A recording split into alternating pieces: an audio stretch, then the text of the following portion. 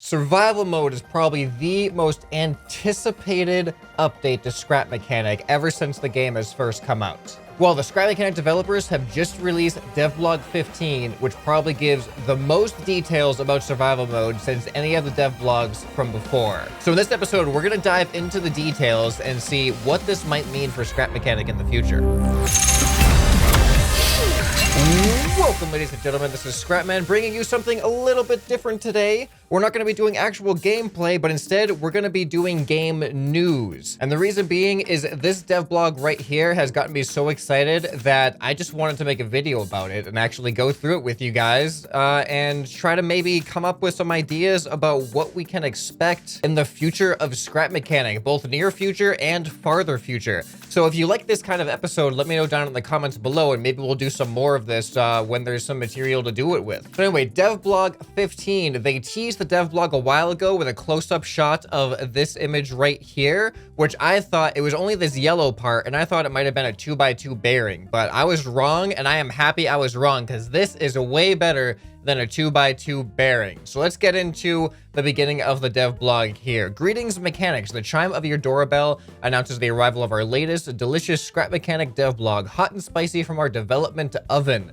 Nice analogies there. Our expert chefs have prepared this one with extra special care, and we think you'll agree we supplied some tasty toppings indeed. And yes, I do agree. So this, obviously, with the zoomed out perspective here, is a saw blade. So check out these images and videos, or GIFs rather, of the saw blade in action. So by the looks of it, we're gonna have destructible environments, destructible trees, and ways to harvest the resources that we're going to be using to build our vehicles and things like that. Because right now in creative mode, the environment is just static and we have unlimited resources, so there's no reason to go out and harvest it. But that is not going to be the way things work in survival mode. You will be responsible for gathering the resources in order to build your crazy contraptions, like this saw blade contraption here. Now, the question that I have is, what are we going to use to harvest when we have no resources to begin with? Because obviously, in order to use this saw blade here, we're going to have to build this vehicle in the first place. But do you start with a basic vehicle, or are you going to have to gather stuff with some hand-based tools? We might have, maybe there's a hand saw blade, maybe there's going to be handheld items that we can use to harvest things, and this could be like an upgraded version of that. So that is some really exciting stuff to think about and how it's going to work. So about the saw blade, let's kick off things with a cutting edge announcement. One of our original goals with Scrap Mechanic was to make tree and rock gathering fun and satisfying, which proved just as difficult as that sounds, while also encouraging creative thinking from players. For example, how best can mechanics prevent the tree they've chopped down from smashing onto their fancy new creation?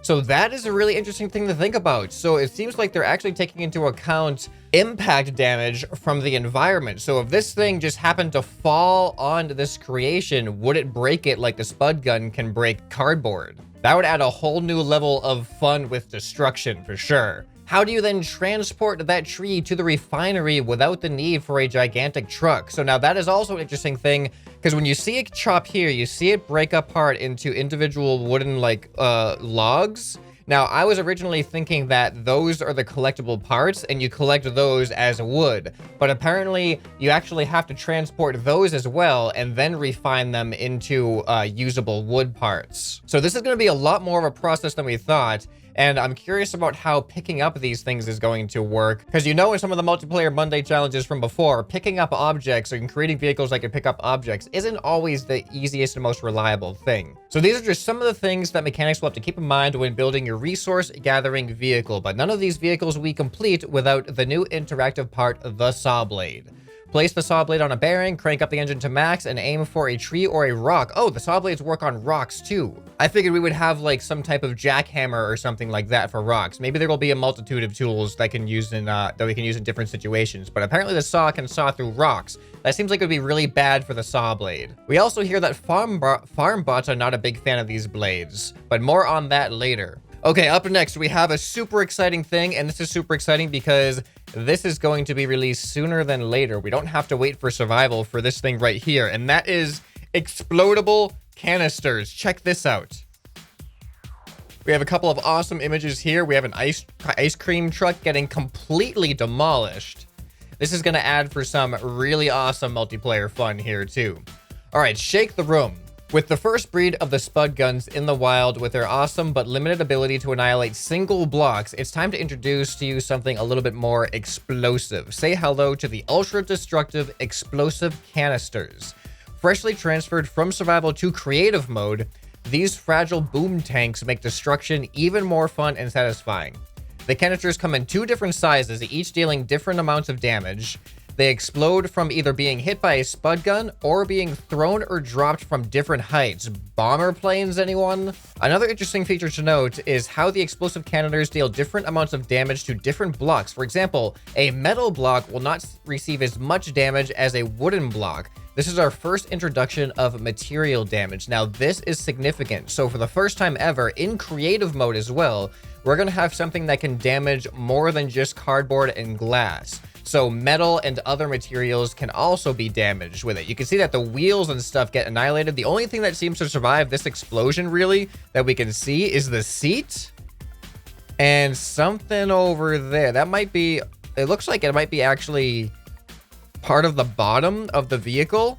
Maybe the bottom was made of metal and didn't take as much damage because the rest of it appears to be made of cardboard. But this is going to bring about so many new ideas.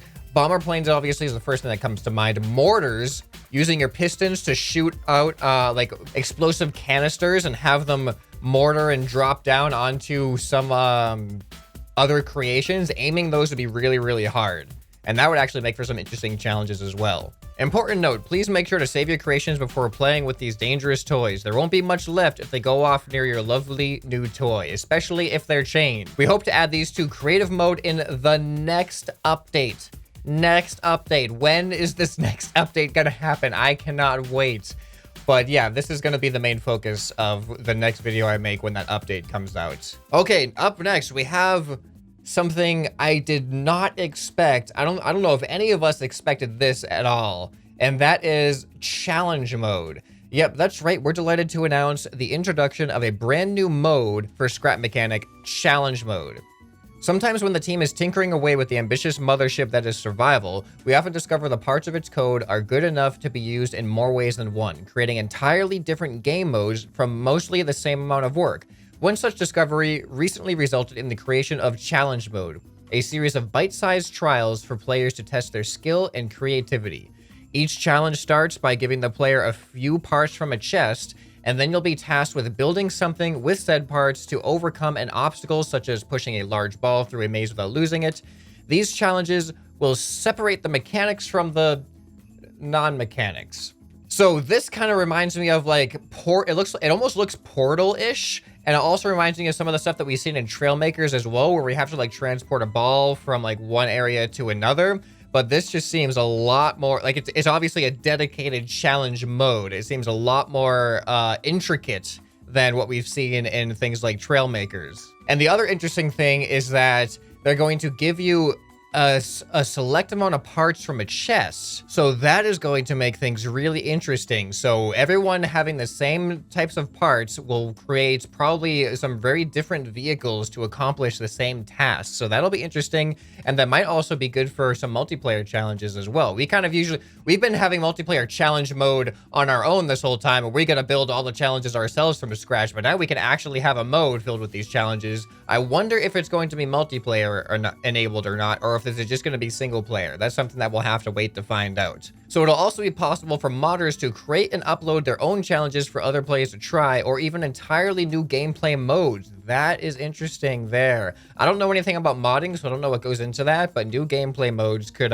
really change the future of the game. It's an exciting addition that we think demonstrates the smart approach we're trying to take with the development of Scrap Mechanic, and it's a lot of fun too. Good. I like it when things are fun when I play games. Playing games and having fun at the same time is it's ideal. It's ideal. All right, so now they've given us a few more images and GIFs here. Apparently these are procedurally generated roads in the survival map.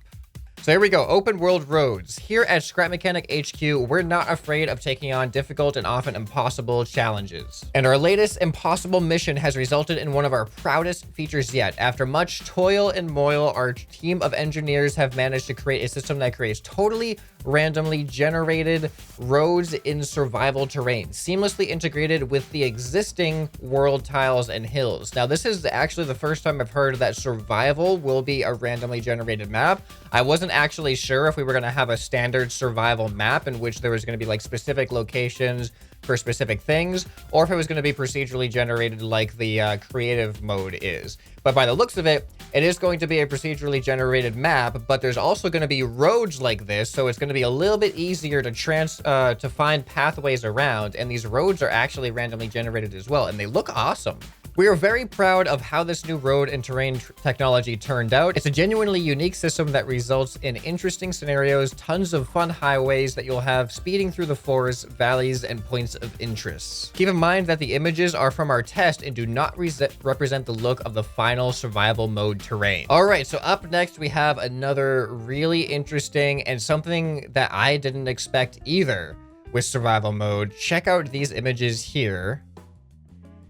And now let's read about them. Frigid farmers. What would you do if a bunch of murderous farm bots suddenly ran wild on your patch? Yes, that's right. We'd all lock the barn door and hide under our haystacks like big scaredy cowards, just like the farmers set to appear in survival mode. So this is the first hint I've seen at actual NPCs in survival mode. Other than the farm bots, of course. I knew that there were enemy NPCs, but friendly NPCs I did not think was a thing until just now.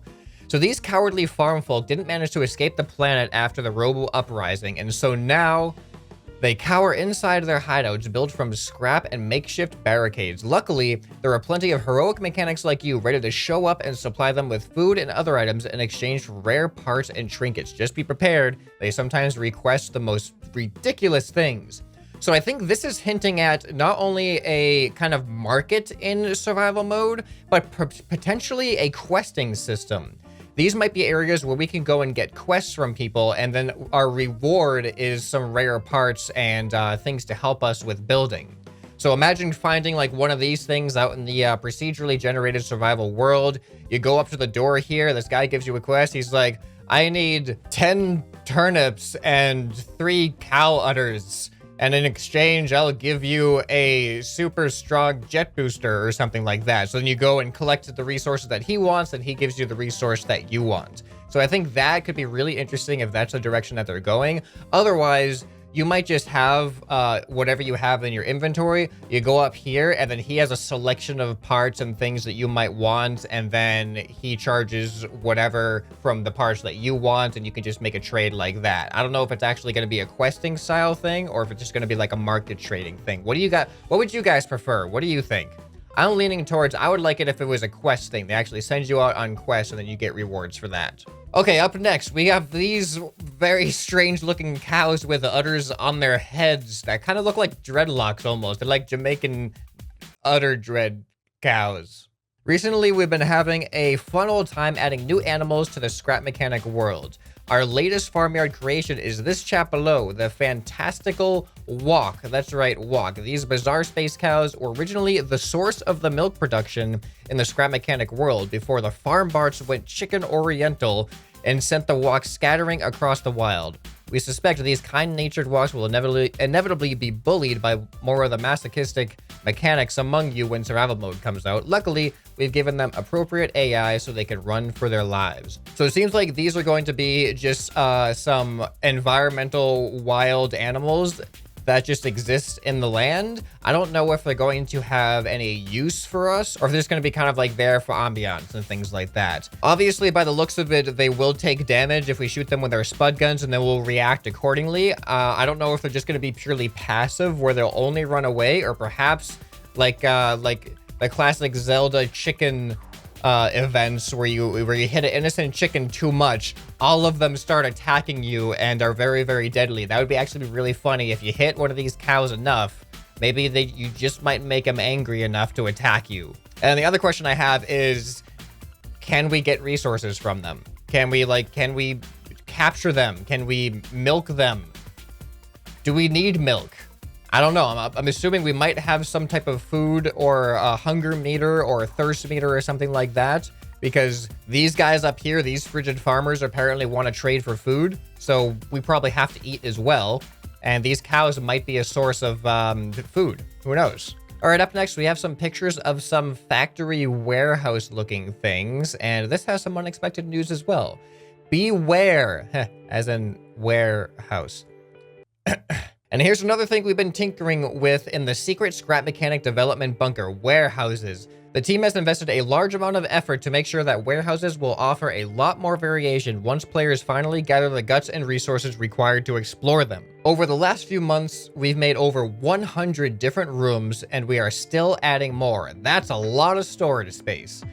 These warehouses are extremely dangerous, and only the most well-prepared and skilled mechanics will survive and gather the awesome rewards that can be found. You've been warned. So this is the first time that I've seen any hints at varying level of danger and difficulty out in survival mode. It seems that warehouses are going to be more late game survival after you've leveled up and upgraded your resources and offense and defensive capabilities. Then you can go venturing into a warehouse, presumably for more valuable items, but at a higher risk. And the question that I have is, what happens when you die?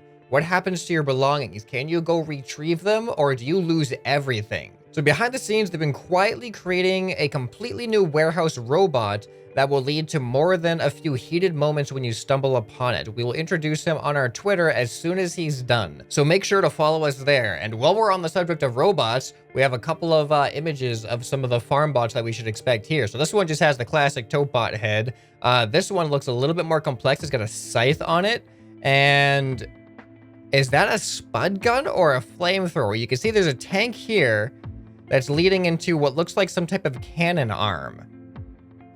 So I'm thinking it could be just an oxygen-powered spud gun, or like a CO2-powered spud gun, just air-powered. Or that could be a fuel tank, and that could be a flamethrower. They haven't made any hints at fire in Scrap Mechanic yet, but how cool would that be if there was actually things that were flammable and could light on fire and do damage over time, as opposed to the spud guns and the explosive canisters that we've now seen that just do instant damage across a wide area. So fires would be really cool, and then we could have a fire hose, and then we would have to be responsible for putting out fires on our creations. Oh, I don't know if any of this is planned for Scrap Mechanic, but that would be really cool. Fire and water, where we actually have to be our own firefighters as well. All right, paint job. Since we've recently been updating the visuals in survival mode, we've also gone back to give the farm bot some visual love, even if they don't deserve it. You'll notice that we've changed some elements completely and given them much nicer texture work. So I don't know if that's what's being depicted here, or if they're just talking about for the future. All right, here we go. We got a new character model image. Well done time. And finally, it wouldn't be a DevBlog post without a brand spanking new mechanic outfit, would it? In our last post, we offered a glimpse at the painter outfit. This time, we're delighted to give you your first look at the welder outfit. The gloves, jackets, pants, shoes, and so on can be mixed with other outfits, giving the player lots of ways to customize their mechanic. Hot. So they've made little hints here and there at the ability to customize your character. They've shown different outfits. They've shown different faces. They've shown like you can have like a beard and stuff, and potentially different facial features. We're going to have completely different looking characters when survival mode comes out. So I guess this is another hint that you'll have different outfits. The question is, do you have to change into different outfits to take on different roles, or is just one outfit just how you're going to look? And then you can do whatever you want in that outfit. I'm assuming it's going to be the latter. You can just choose the welder's outfit because you like the way it looks, but you can do painting in the welder's outfit and whatever else you need to do in the welder's outfit as well. Okay, so that's it for this time. There are now more people working on Scrap Mechanic today than ever before. We are making fantastic progress every week, and we can't wait for you to try out our latest and greatest work. Thanks to all our mechanics for showing support. So I think that this is probably the best DevBlog update since the game has come out. It has had the most interesting and the biggest reveals out of all the updates before.